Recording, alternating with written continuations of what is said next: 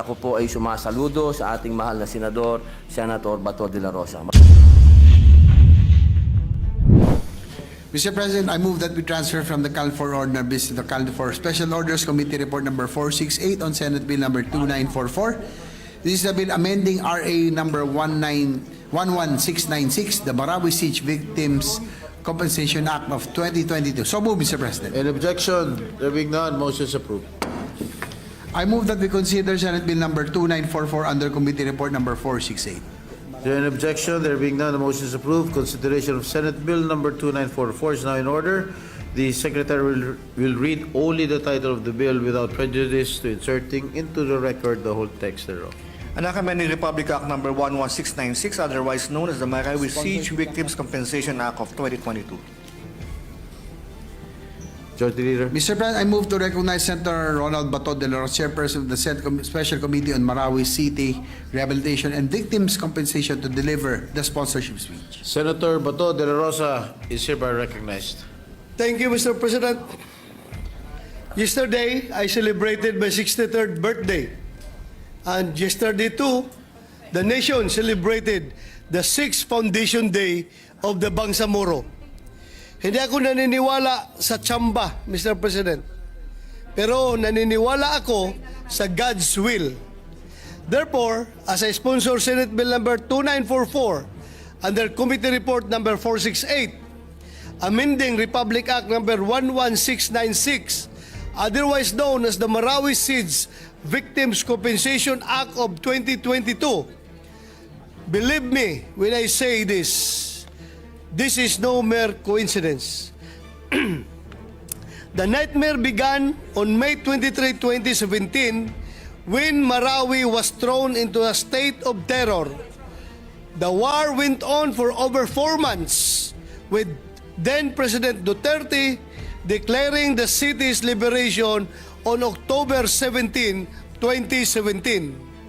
It seems that during a time of war, and perhaps even the months that follow its end, the law wields very little power. When war leaves behind the rubble of destroyed houses and shattered hopes, of what use indeed are words on a page? As an often quoted and translated line from Cicero goes, in times of war, law falls silent. But in a series of legislative acts that culminated on April 13, 2022, our nation, especially the Bangsamoro, showed just how loud the law can be when it offers up itself as a cry of protest, a declaration of support, a covenant of restoration. Sa pagsasabatas ng Republic Act number 11696 o ang Marawi Siege Victims Compensation Act of 2022. Tila ito ay katumbas din ng isang malakas at taos-pusong sigaw, kaisa ninyo kami, Marawi. Indeed, this august chamber stands as a living proof that in times of war, the law can and the law must be loud. Pero sabi nga ng mga nakatatanda, actions speak louder than words. At noong sinimula na nga ang implementasyon ng RA 11696, nakita rin natin, lalo na ng mga biktima mismo ng Marawi Siege, na may mga kakulangan ang batas na kailangan bigyan pansin at tugunan.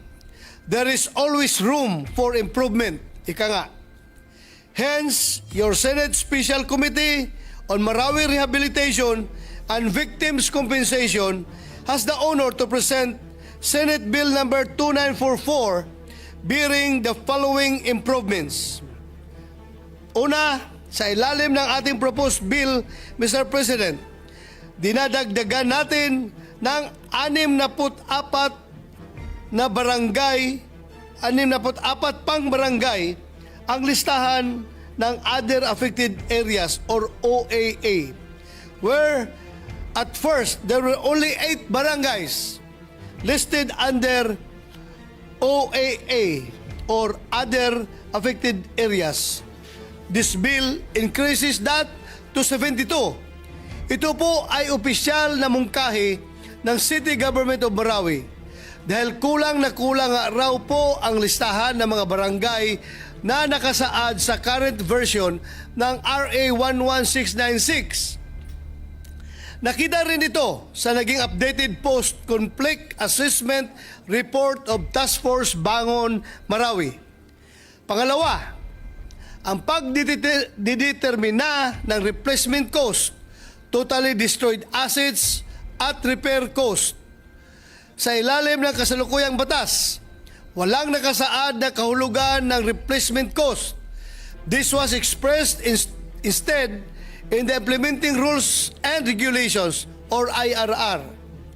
With this bill, we are removing the responsibility from the IRR and placing it within the law itself.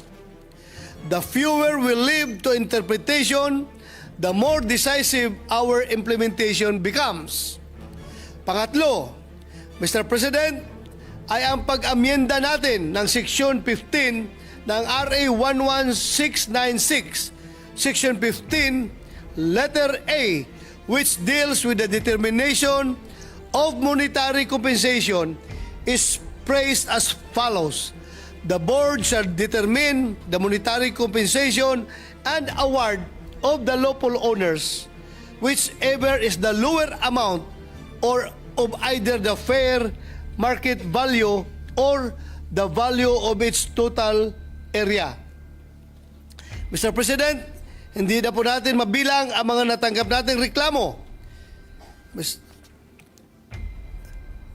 at hinaing dahil sa mga katagang whichever is the lower amount.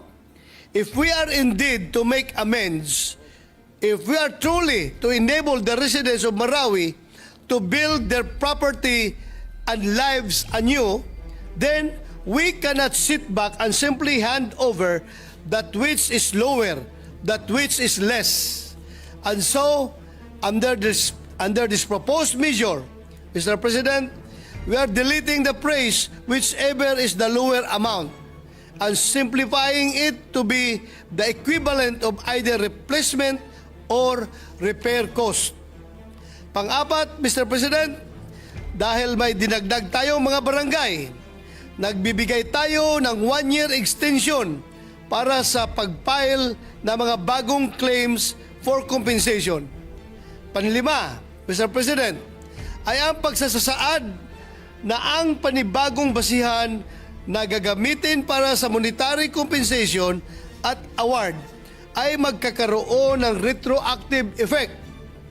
With this, those who have received the compensation but with a lower rate applied may have their claim reappraised and evaluated in anticipation of a higher rate of compensation.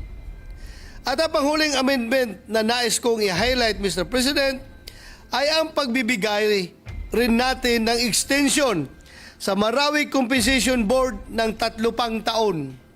Alam nating lahat na hindi madali ang kanilang mandato, kung kaya bigyan natin sila ng kaukulang suporta at tulong.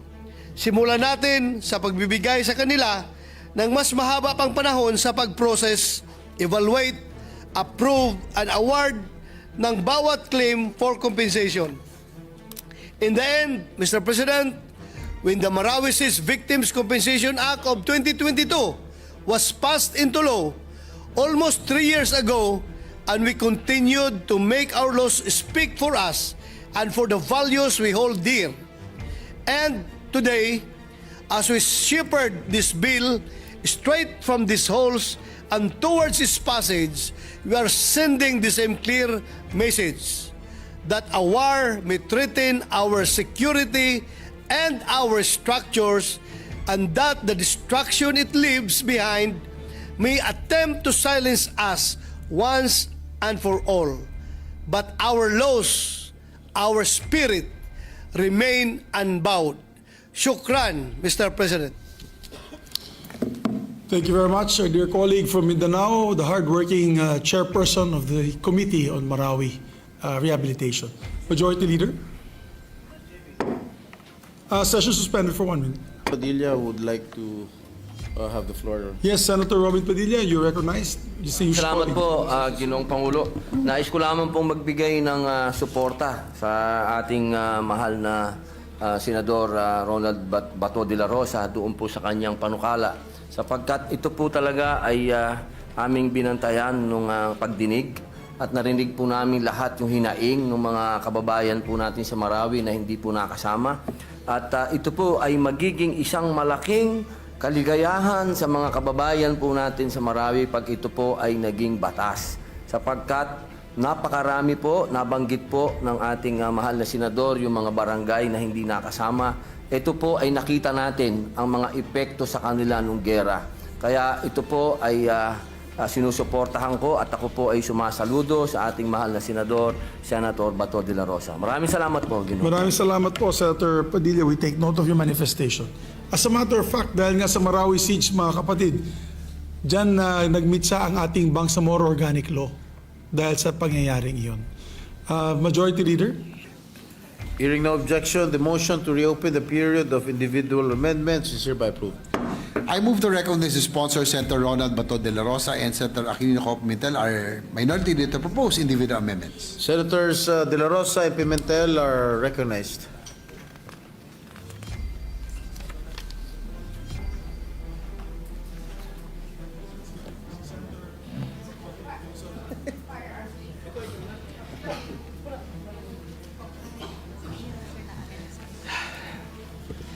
Thank you, Mr. President.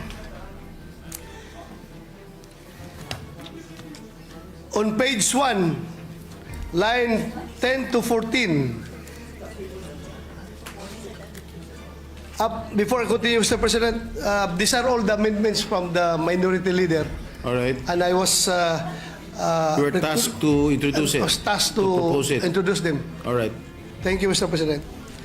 On page 1, line 10 to 14, delete, provided that in the event that the chief of the PNP is unable to designate an authorized representative, then the RCSO shall be empowered to issue such written authority until such authorized representative is designated. I so move, Mr. President. So that is until up to line 16? 14, Mr. President. 10 to 14. 10 to, do we have the same copy? Yeah, 10 to 16. I stand corrected, Mr. President. Maybe 11 to 16. Yes, Mr. President. 11 to 16. 11 to 16, all right. Any objection?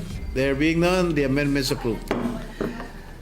On page 6, lines 10 to 23, after the words Service Delivery Act of 2018, delete. In addition to this, the approving authority shall issue a temporary license to operate in favor of the applicant upon approval of the specifications and plans of the manufacturing facility, shooting range, or dealership to be constructed.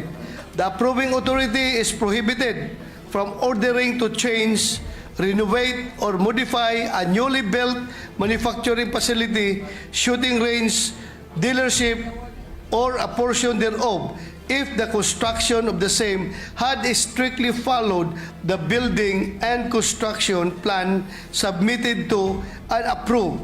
Such changes shall be made prior to the issuance of the building permit and the actual construction of the facility. I so move, Mr. President. Is there any objection? There being none, the amendment is approved. That's all, Mr. President. No other amendments. Thank you, Mr. President. Thank you, Senator De La Rosa, Majority Leader.